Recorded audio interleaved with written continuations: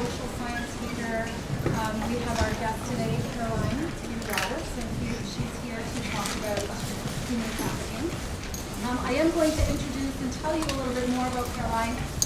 First, I do want to let you know that what she has to say today can be very powerful. It can be very triggering to some people. And if you feel at any time like you want to take a breather, you might want to leave the room, take a walk, that's okay.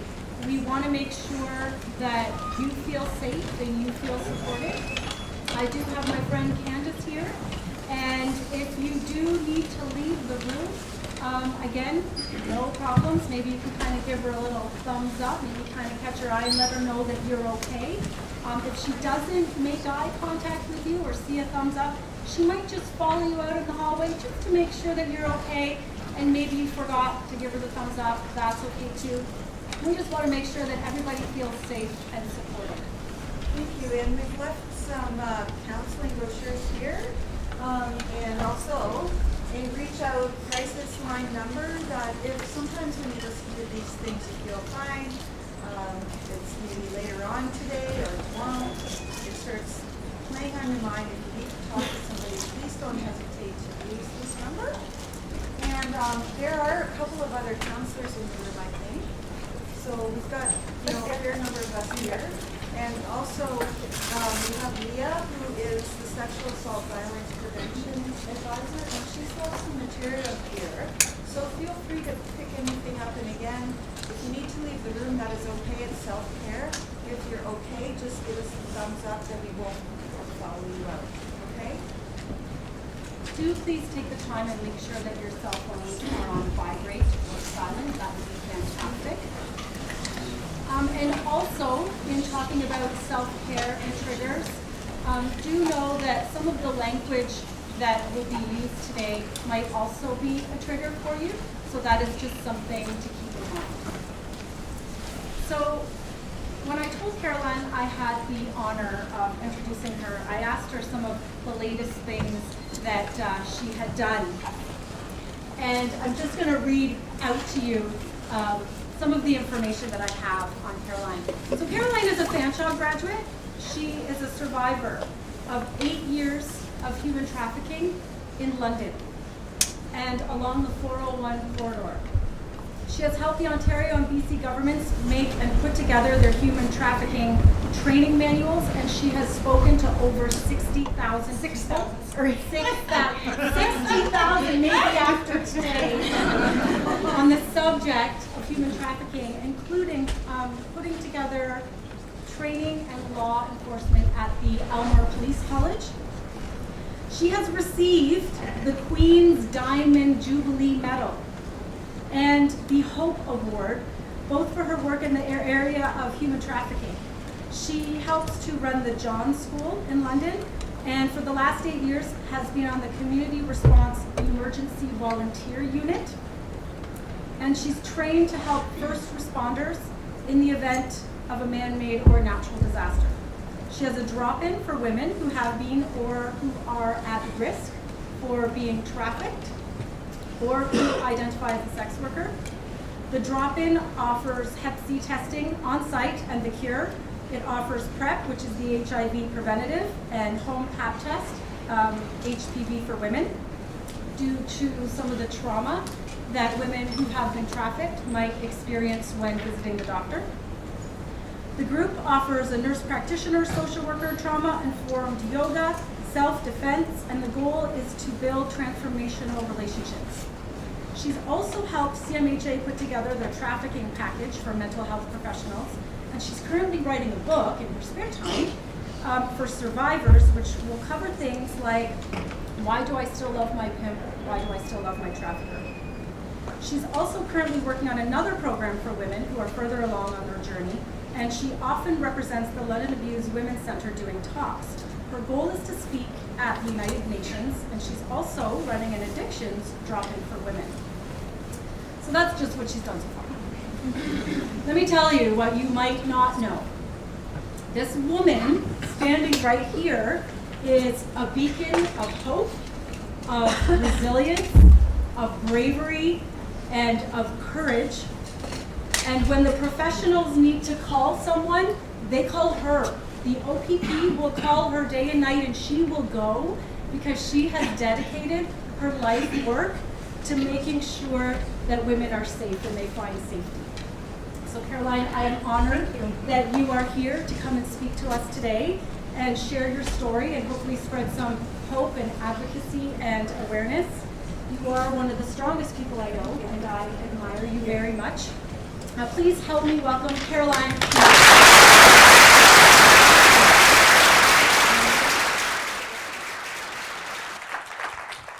Thank you for coming today. I'm going to preface my story of being trafficked with a little bit of my background, and you'll see why when I get to it.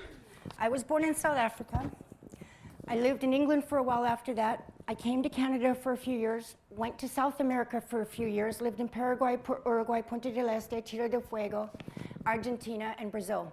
I then came back to Canada for a few years, went back to South Africa for a few years where I fought the government. Now, I will not support any system that advocates for the oppression of another human being. And I was held, I don't know if you guys know Nelson Mandela. Before Mandela was a man named Stephen Biko. And I was actually held in the same cells, the same jailhouse as Stephen Biko, where he was tortured to death, although officially he committed suicide. And it's ironic that I fought slavery only to come to Canada to become one. So I spoke 5 languages: French, Spanish, English, Zulu, and Xhosa. I am a skydiving instructor, a retired skydiving instructor. I held a silver medal from the Canadian Nationals, and I held a Canadian record for many years. I'm also one of, if not the first girl in Canada to sky surf. Now, it's important that you know this because I was trafficked at the age of 35. So if someone who is not young and naive and at 35 years old can get trafficked, imagine how easy it is for a 12-year-old to get trafficked who's never left their hometown and whose daddy has been raping her for years. So my name is Caroline, but for years, I only answered to bitch, slut, and whore. That was the only names I was called, other than when I was working and the clients would call me by my stage name, which was Paige, Angie, Beth, Dusty, Savannah. Now, I was married. My husband was a registered Thai massage therapist, and he went over to Thailand to get more education. The tsunami hit, and he disappeared. I spent months working with the Thai authorities, the Canadian consulate, and the RCMP trying to find him. They were sending me photos of bodies that had been in the water for weeks, and I don't know if you have any idea of what that looks like, trying to identify him. I was unable to. We were down to DNA, but I spent 7 years looking for him, okay? I then, within a period of about 6 months after that, lost my mother and my 2 best friends. So I came to be suffering what, with hindsight, was undiagnosed clinical depression and something called complicated grief. This is what made me vulnerable. So I was introduced by another friend's husband to his best friend. I later came to know that there were ulterior motives, although I didn't know that at the time because this guy came with excellent references. And this is what the lover boy / Romeo pimp scenario looks like. And this is what we see mainly in Canada. We think of it human trafficking as international. It's local, and it's called domestic human trafficking. So what they'll do is they'll ply the girl / woman with gifts, tell her that she's wonderful, that she is they adore her. It was winter when I met him. I never got into a cold car. He would brush the snow off for me all the time. I would come home and there'd be designer clothing, stereo systems, diamonds, emeralds, and it worked. I was extremely vulnerable, and he told me not to worry, that he would take care of everything, that it would be okay. And I needed to hear that. I needed somebody to help me because I was a puddle. And it worked. So I need a sip of water. That within a period of 6 months, when he asked me to move in with him, I did. And we started to build what I thought was a life together. Now, because I was such a mess, I let him handle the finances. I trusted him. And that's what happens with a lot of these girls. They need the love. It's about love for these women. They need what they think is unconditional love and admiration. Now, I don't know how many of you know anything about landlord-tenant law, But by the time the sheriff arrives at your door, it's been through the court system and you're out. So just before that happened, there was a knock at the door about 3 in the morning one night, and his ex-wife arrived with his son. He was 7, his worldly possessions around him, crocodile tears coming down his face, and she said, I don't want him anymore. He said, I don't want him either. I could not look at this child and say, I don't want you, so I said, come. Now, this is the beginning of invisible chains, okay? And I want to say something here. Everybody says, why did she stay? Why doesn't she leave? Stop.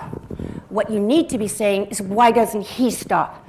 Because she's doing nothing wrong. Stop putting the onus on the woman or the victim, okay? Now, we had been evicted, and I managed to get us another place. At one point, I said to him, I don't want to be here anymore. I don't want to do this.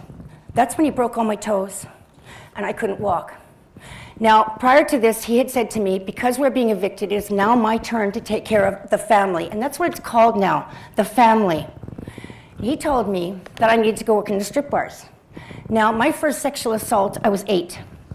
At 14, I lost my virginity to a rape.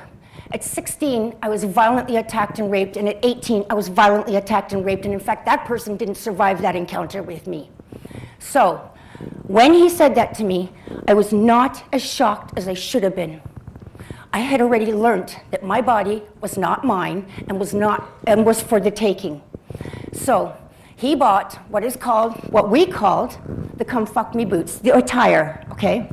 Now, I know that often for men, it's a rite of passage when you turn 19 to go to the strip bar. I'm going to talk to you about what it's like to be in a strip bar from our perspective. First of all, we do not get paid to work there. When we walk in the door, you pay them for the privilege of working there, A. B, you have to do a minimum of 3 stage shows. C, you have to spend a minimum of 4 hours on the floor. Now, first song on stage, you're fully clothed. Second song, top or bottom comes off. Third song, you're naked. And often, the song that's playing is it's only fun when the stripper's crying. Now, this is important to me because of the age group in this room. I'm on stage, and this is directed to the guys and the girls that are now going. And you think it's funny to encourage each other and yell, oh, my granny's got nicer tits than you. Do you know what that's like when you're up on stage naked? Do you hear that? And all the while, you have to smile because the stage is considered advertising. And you hope that when you get off that stage, some guy on the floor likes enough of what he saw of you to take you into the back where the sofas are and what I call sexually assault you.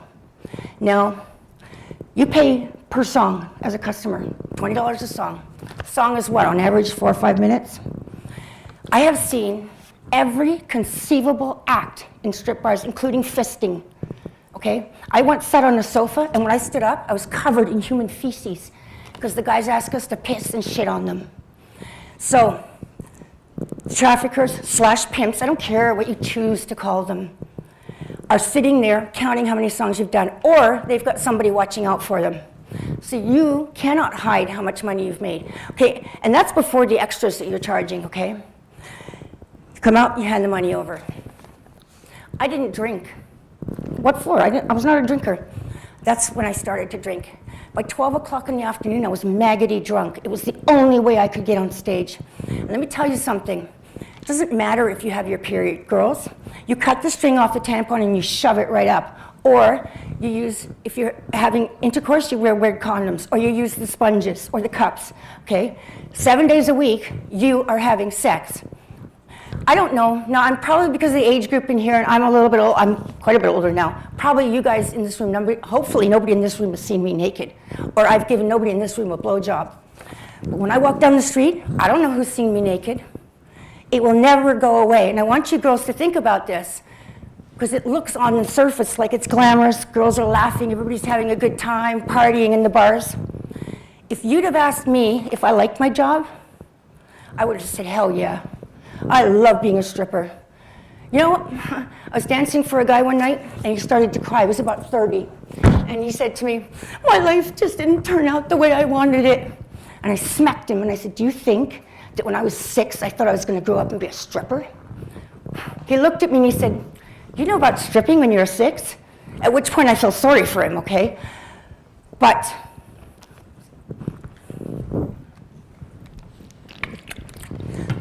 we used to get guys coming in, their thing was pain. And you know the stripper shoes.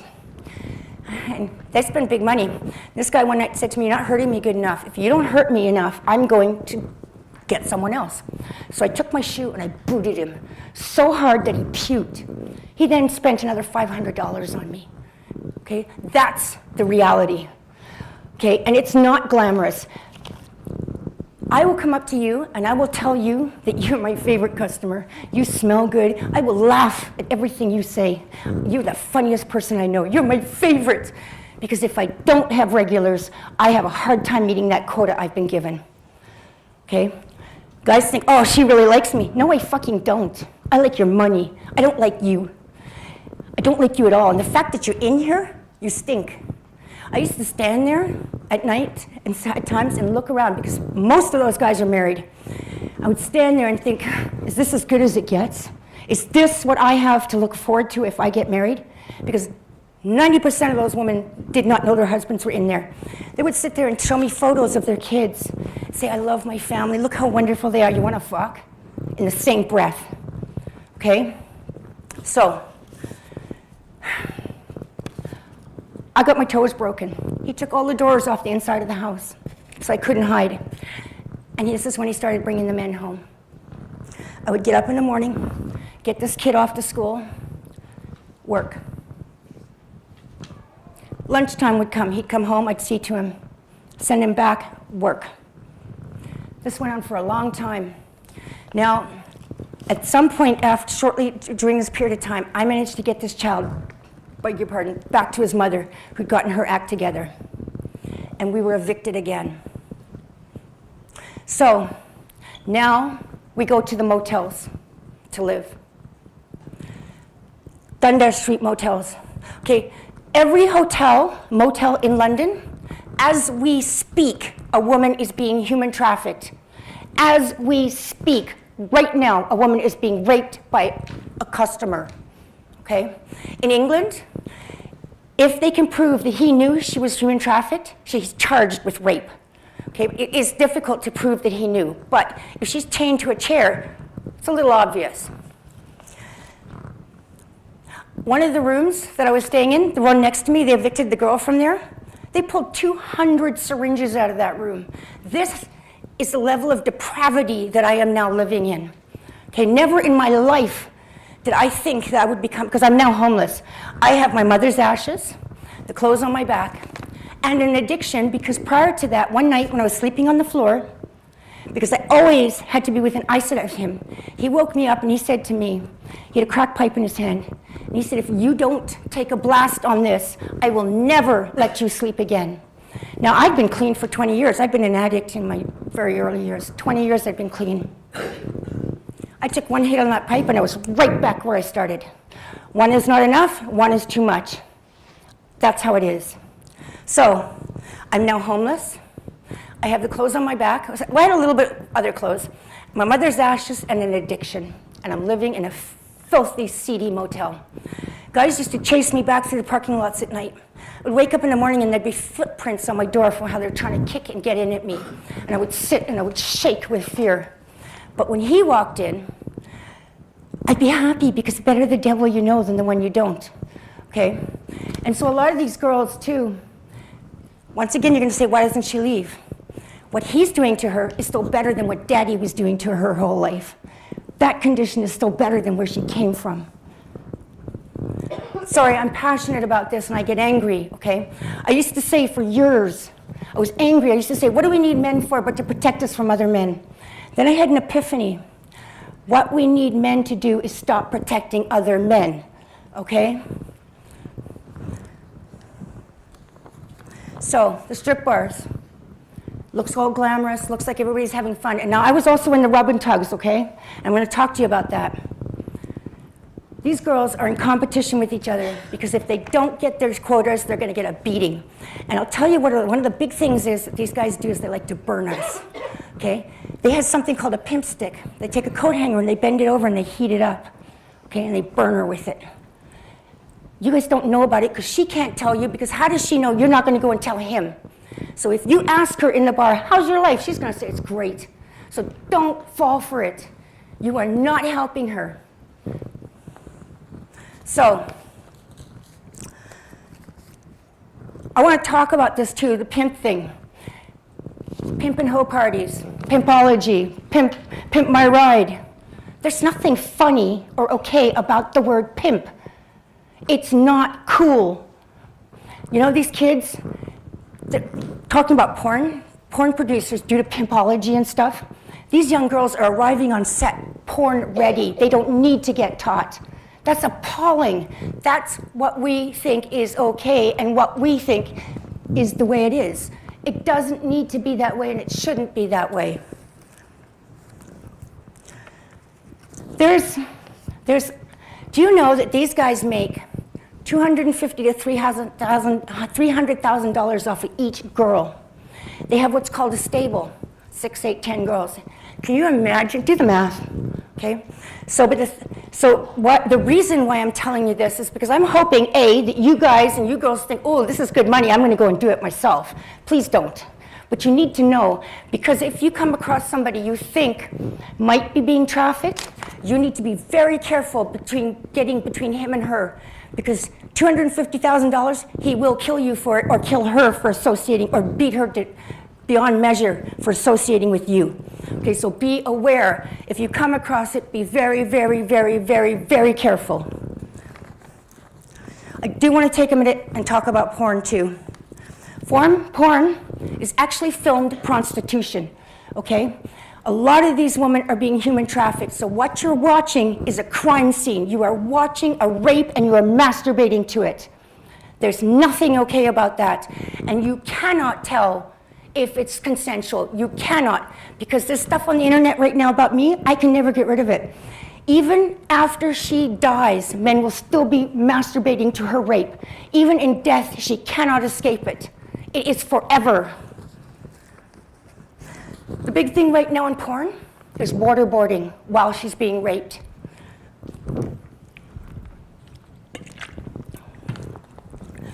We now know that porn changes your brain, okay? And what happens is you build a tolerance to it. You need more and more extreme porn. Do you guys, does anybody, raise your hands, does anybody know what gonzo porn is? Okay, gonzo porn, I'm gonna give you a slight example of it. 5 men are having sex with her in every orifice, and she is throwing up because she's being choked so bad and they're making her eat it. It is getting that degenerate and that violent. And what happens is, so you become tolerant, resistant to that level, you go to the next level, and the next level. Eventually, and we're seeing it happen right now, the only thing left is child porn. London Abused Women's Center did a study a few years ago. Dundas and Richmond, within 150 kilometers in any direction, at any time in London, several men are watching child porn. Okay? It is that prevalent and that bad. So men in here, when you're watching porn, think that you could be getting off to an actual crime scene and a rape, and you cannot tell, because if she doesn't act the part, she's gonna get hurt. The first sort of porn movie back in the day, Linda Lovelace, Deep Throat, we now know that they were standing off set with a gun pointed at her. It was not by choice.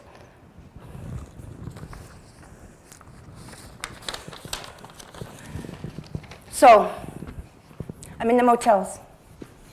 I decided I don't want to do this anymore. I'm done. Because what happened actually was he destroyed my mother's ashes. I don't know where my mother is to this day. So I phoned the women's shelter, and they can hear him freaking out at me in the background. And they say to me, get in a cab, we'll pay for it, get here, which I did.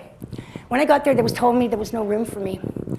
I had to go back to him, there was no one else. By this time, he'd taken my identification.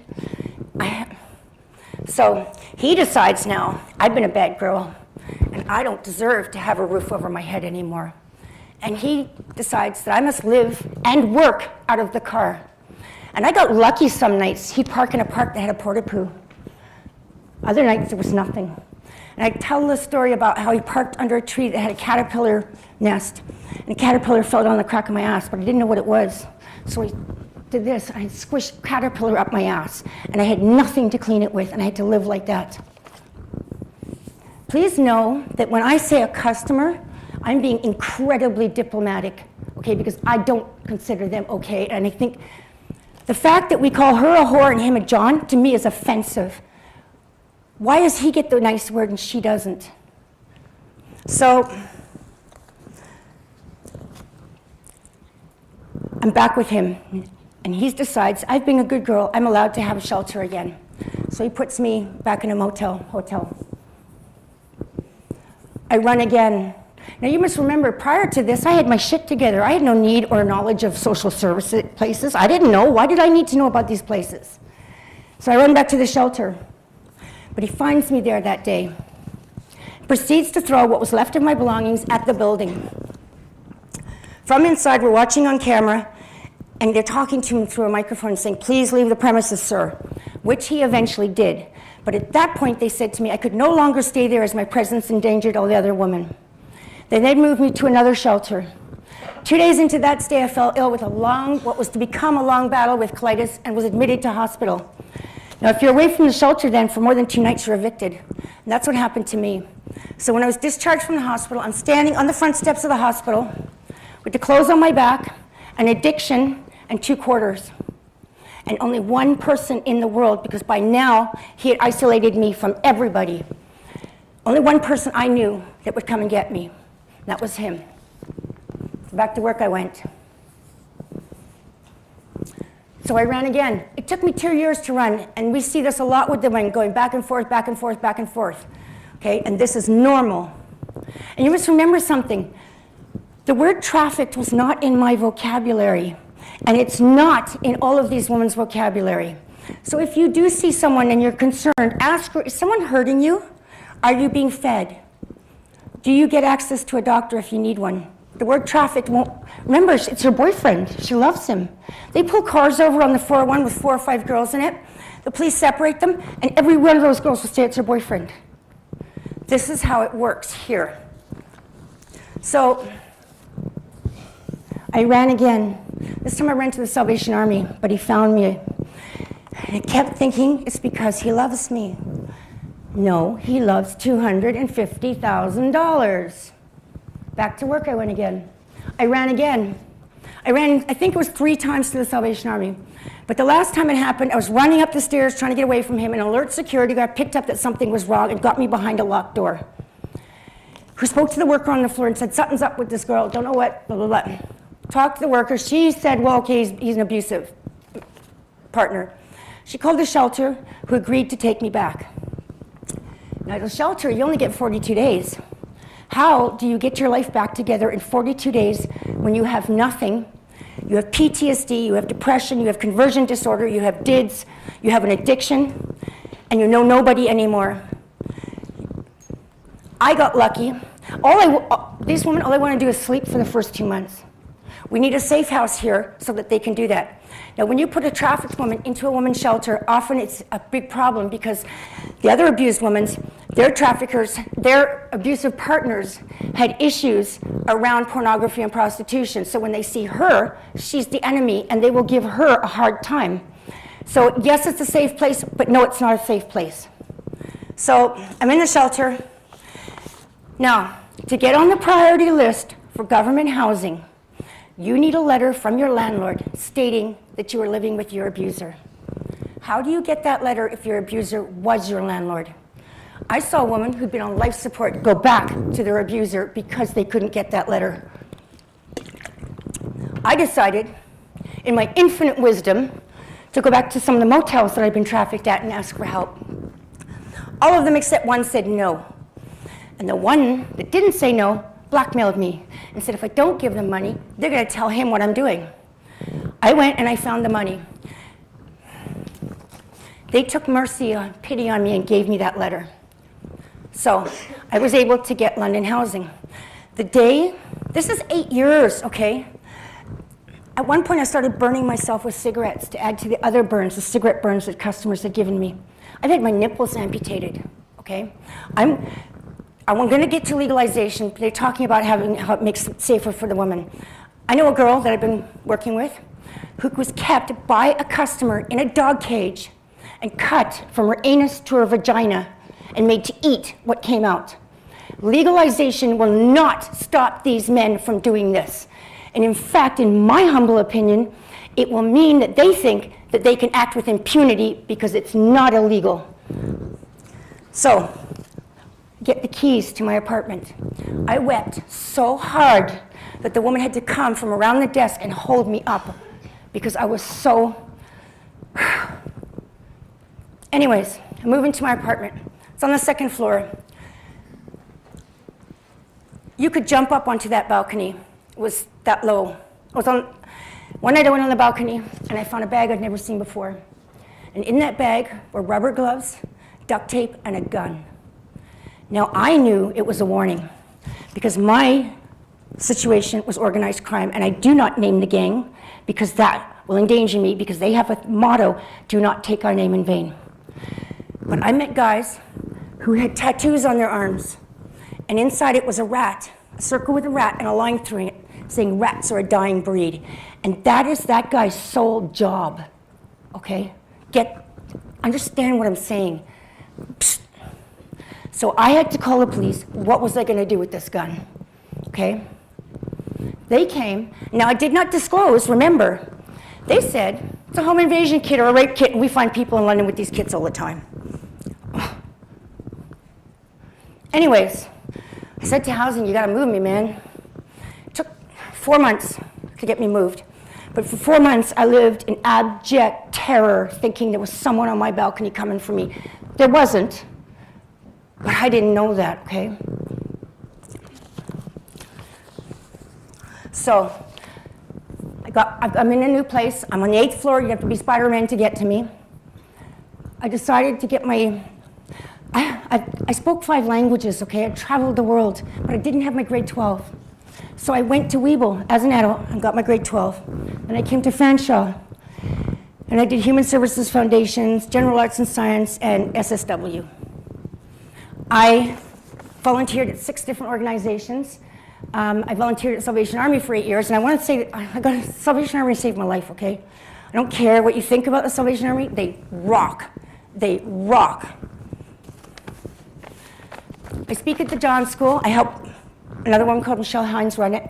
It's a court-mandated diversion program for men who are arrested communicating for the purpose, first offense, which means attempting to pick up a prostituted woman. Now, my goal when I do this is to try and humanize the woman. I say to these men, would you drop your mother, aunt, daughter, niece off in a dark alley at 3 in the morning and drive away with nary another thought to her? And to a man, they go, no. And I go, well, why'd you do it to her?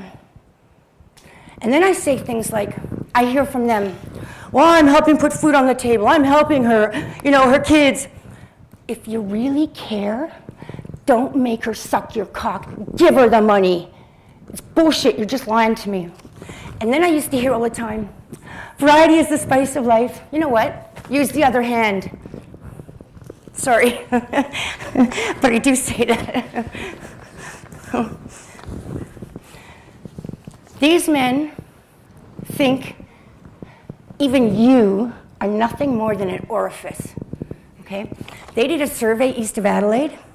The only community did a survey. The only place those kids feel safe is at night in their bedrooms because these men are trolling around their homes. Tell me how legalization will make those kids feel, okay? I've been to the Rieperbahn, which is the red light district in Germany, and I've been to the red light district in Amsterdam. Both of those areas are shutting down huge sections because it's being overrun by organized crime, and most of those women are being trafficked, okay? Social experiment that we need to learn from that failed miserably. We have Bill C-36 here, which is the Exploited Persons Act. It enables the woman to get out, if she so chooses, without a criminal record. How can she get a job and move forward in her life if she can't even volunteer because she has a criminal record? These women end up going back. The premise behind charging the men is because if you end the demand, there's no need for supply. This is not a vindictive thing, and this is not, I want to talk to you, we're not talking about legislating morality. We're talking about if you legalize it, often what happens is you're opening the doors to your community and saying, welcome organized crime. So forget about the ethics and the morals. Do you care about your communities? Do you want it a safe place to raise your children? I'm running a group called Cornerstone Dignity at Salvation Army Corrections and Justice on Wednesday nights for the women. We offer a hot meal between 5 and 6. We have a nurse practitioner. We offer the Hep C testing on site, the cure.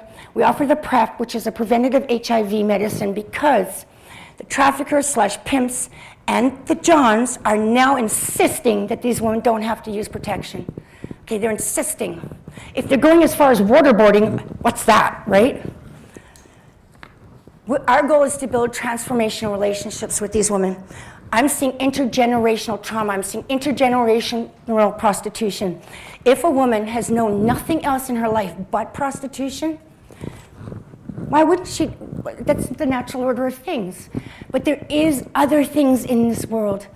The world is an amazing place. And you can flourish and you can go forward and have healthy relationships.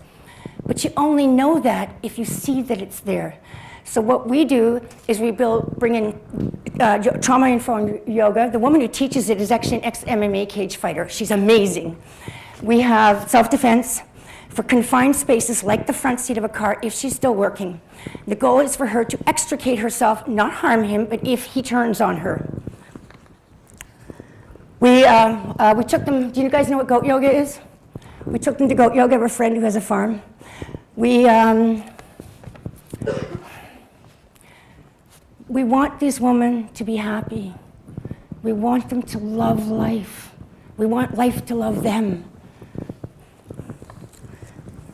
I'm writing a book, and it's for the women, and it's things like, why do I still love my pimp? Why do I still love my trafficker?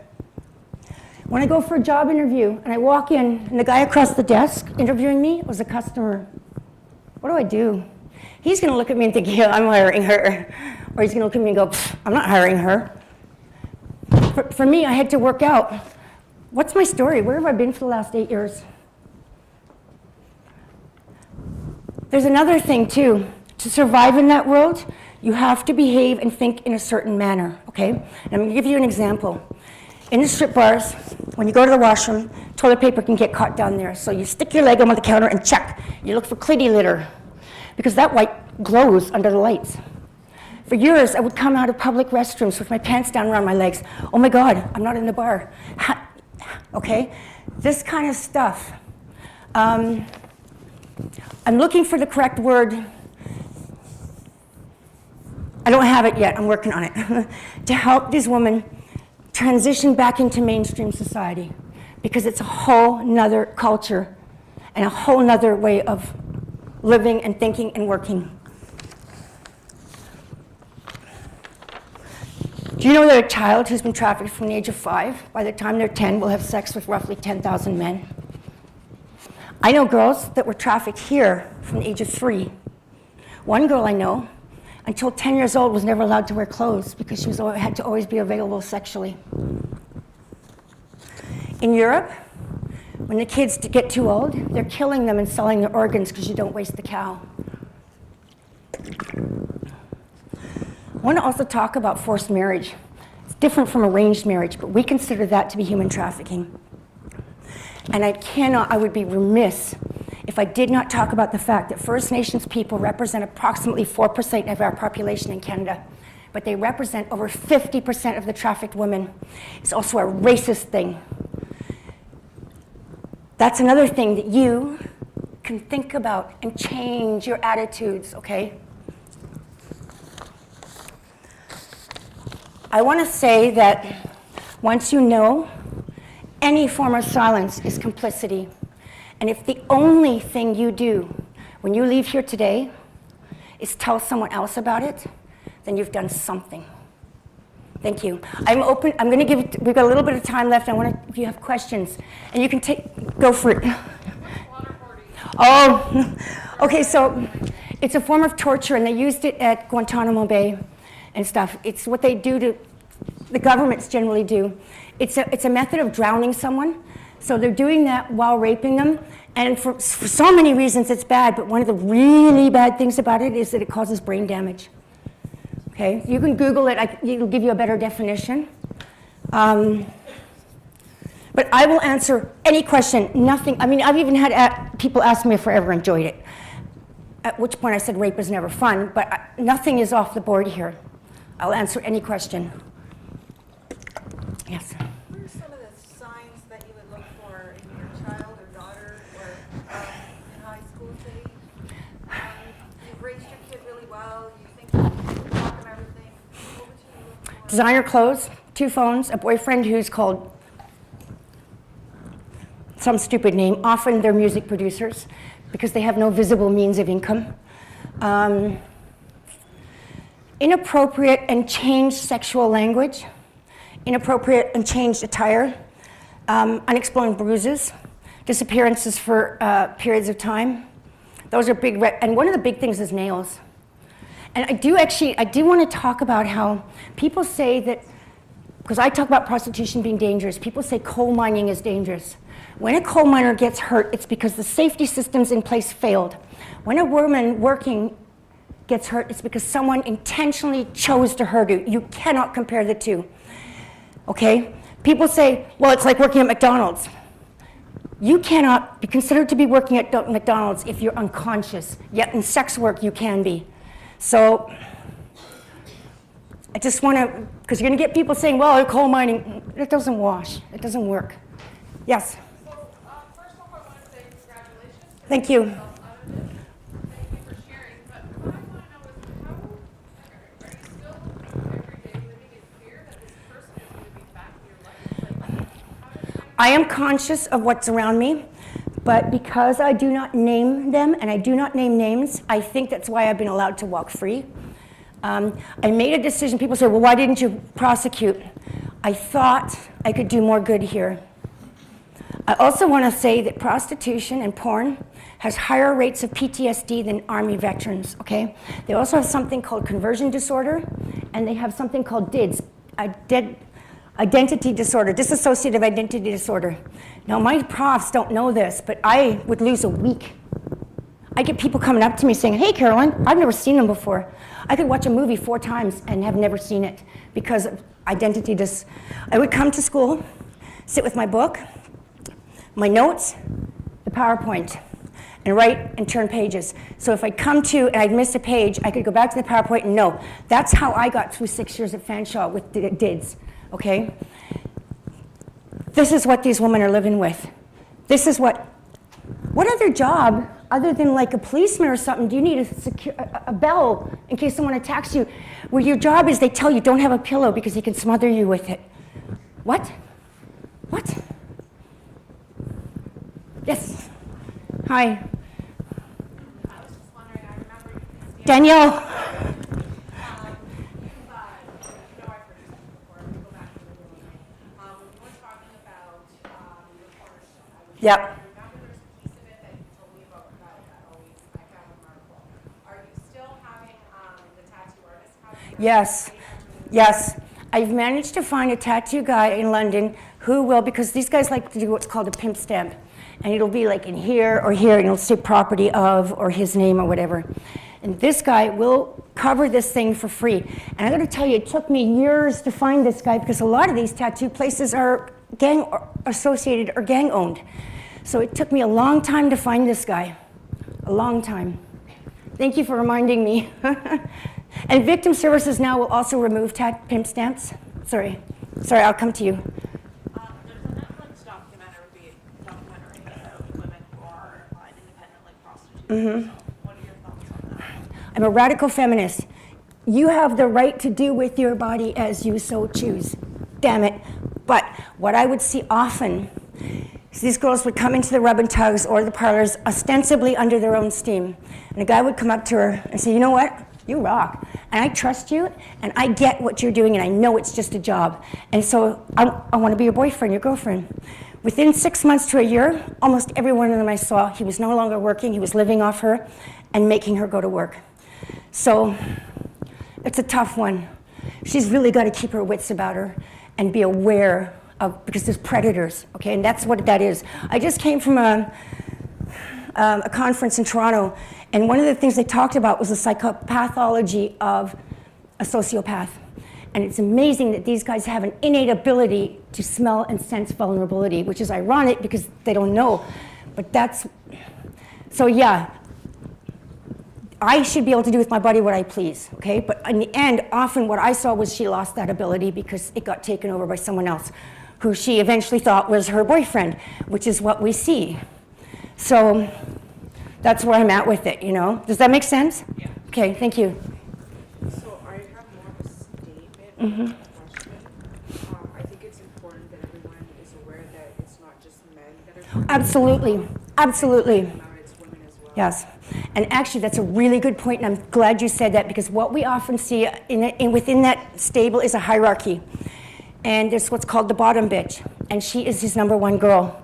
And he will say to her, if you recruit for me, I won't make you work as much, or I won't beat you as much. So yes, she's a perpetrator, but actually she's a victim, okay? And it isn't always like that, because there are women who knowingly do it, and often we see family members doing it. So thank you for saying that. Oh, I beg your pardon. I'll work down, okay, yes?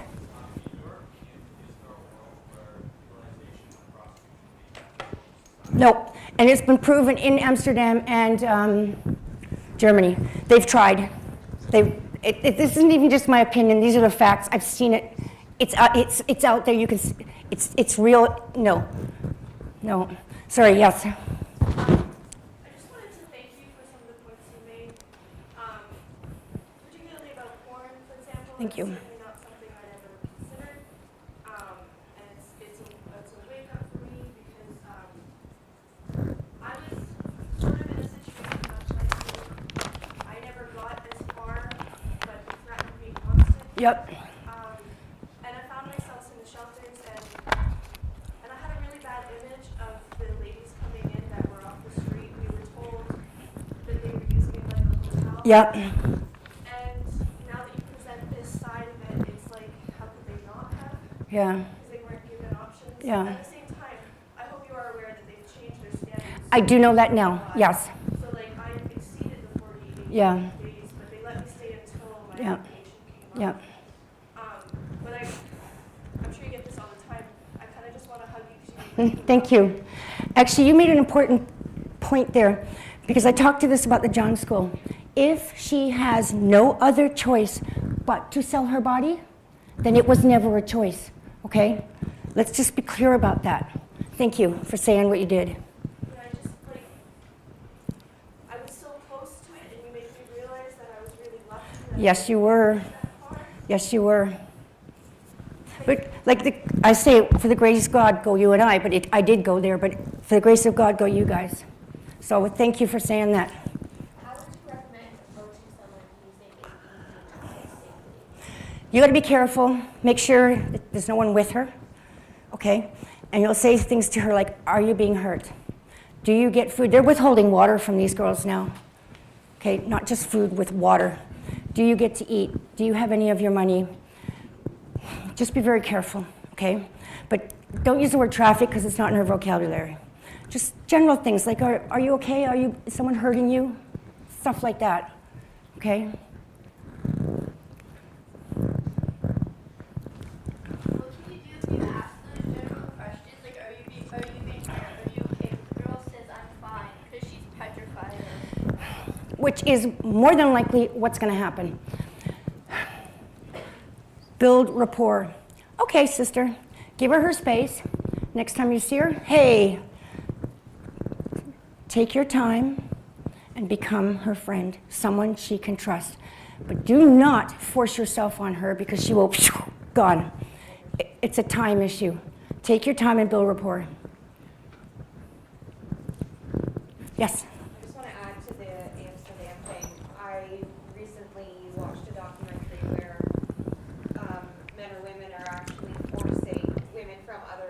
bringing women in from other countries Yep. to Amsterdam, Yep. and because you just need a piece of paper signed to become a legalized prostitute, Yeah. they're forcing them to go in and say, yes, this is what I want to do, Yep. and are put in the booths. Yep. It is not their choice. Yep. And they will tell you until you're blue in the face that they choose to be there because they have to say it. Yep. I like how you brought up different ways to kind of bring more awareness and do as much as we can, like different, like sharing, asking questions, being more observant. But I find very much, like you say, the public discourse around it is still very much on victim blaming. Yes, it is. How do you even begin to try and change that? And with all those ways that we can go on our own to kind of do as much as we can, is there outlets as well that we can look at? One of the big things, and I'm going to speak to the men in this room, is you need to speak to your buddies, okay? And you are going to get pushback, guaranteed. Be prepared, but you need to talk to your buddies because it is primarily men buying sex, and they are creating the demand, and the demand is creating human trafficking. Sex is not a human right. Air, food, safety, shelter, not sex.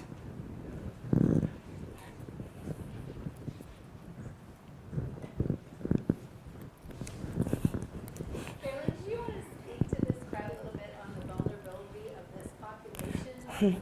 Okay, especially now that Doug Ford has canceled the loan stuff. I know that a lot of the bars and the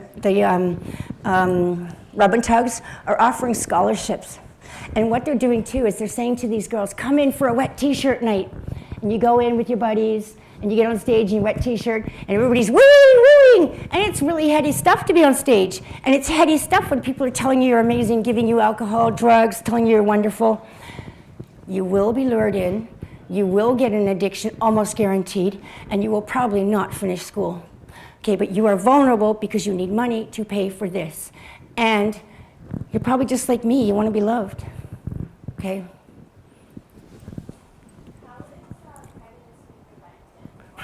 It's not.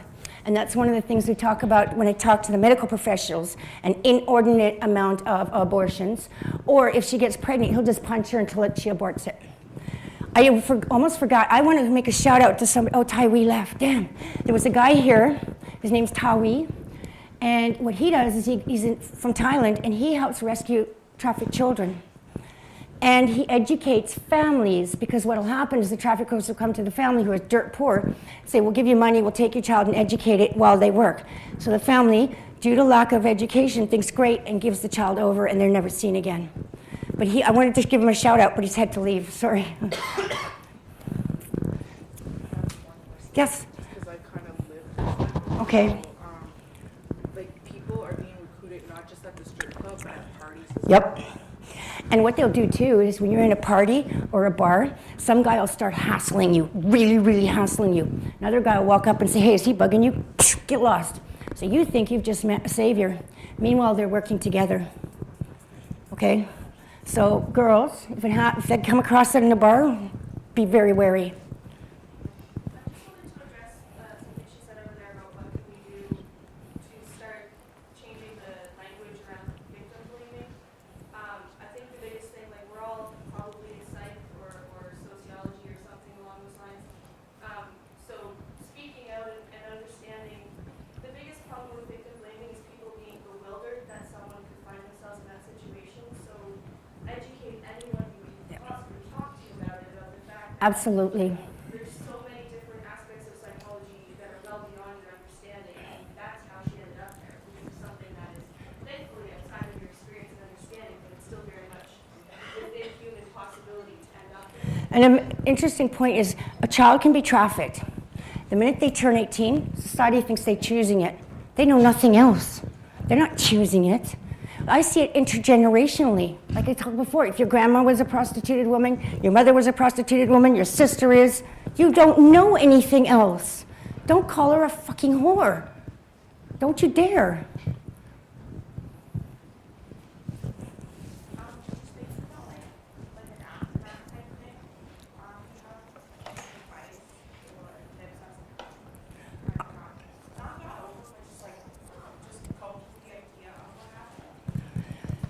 Counseling, absolutely. And it has to be fairly professional because it's bad trauma. It's serious stuff. Your friend's not going to, yes, you can talk to your friends, but you need someone who knows what they're doing to help you through it. Yeah, it's imperative, absolutely imperative. There's an expression, if you don't heal your wound, you'll bleed on those that didn't cut you. So it's important to address it. Yeah. Have you been able to build a good trust relationship with other people, or My life is amazing. My life is amazing. I love being alive. I was telling Amanda, I think, that through education I learned what happened to me and how it happened to me, and through great self-introspection why it's so I could be here today. I love being alive. And I gotta say, Julia's part of the reason why, because she believed in me. And I have people that believe in me and value me, and it's amazing. Yeah, life is good. Thank you. Thank you, guys. Oh, sorry, one more question? By comparison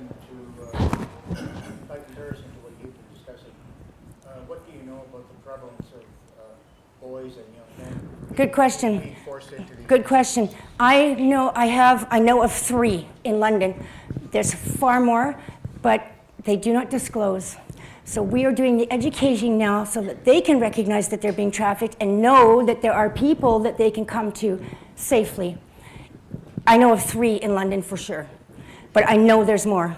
Because surely boys and young men Absolutely. are forced into this. Absolutely. They just do not disclose yet, but there's huge shame around it, right?